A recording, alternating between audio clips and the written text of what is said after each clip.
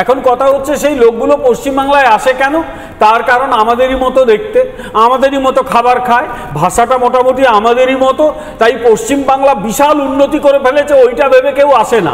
পশ্চিমবাংলা যদি বিশাল উন্নতি করে ফেলে, তাহলে আমি শেষ করেই তো বললাম তো, লুকোতে আসে, এখানে লুকানো সহজ। বাংলাদেশের বর্ডার খুলে দিলে সব বাংলাদেশিরা সব পশ্চিমবঙ্গে ঢুকে যাবে। বর্ডার খুলে দিলে তাহলে তোমাকে হাইকোর্টে প্র্যাকটিস করতে হবে। সেটা হচ্ছে যে এই লোকগুলো এই কারণে আসে, এখানে লুকিয়ে থাকা যায়, অন্য জায়গায় গেলে ভাষার জন্যই ধরা পড়ে যাবে, ফলে এখানে খুব সেফ হবেন। দুই, এই যে পশ্চিমবঙ্গের যে দলটি শাসক দল, এই দলটি তাদের বেশ দুধ কলা দিয়ে পোষে, কারণ বাংলাদেশি ধরতে গেলেই এদের গায়ে লাগে। এরা স্লোগান দেয় জয় বাংলা, এরা ভোটের সময় বাংলাদেশিদের কাজে লাগায়, এরা কলকাতার ওপরেই বস্তি বানায় যেখানে বাংলাদেশিরা থাকে, এদের সঙ্গে রোহিঙ্গাদের খুব পীড়িত আছে, ফলে এত বন্ধু, এমনও বন্ধু আর কে আছে, মান্নাদের গান আছে না, তো এমন তৃণমূলী বন্ধু আর বাংলাদেশি অনুপ্রবেশকারীদের কে আছে?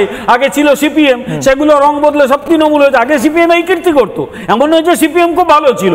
এই যে এখানে রেশন কার্ড পাইয়ে দেওয়া ইত্যাদি ইত্যাদি, এগুলো সব সিপিএম এর কীর্তি। এখন সিপিএম এর মেধাবী ছাত্ররা তো ক্ষমতায় রয়েছে, ফলে তাদের সে টেকনোলজিটা ধার দিচ্ছে।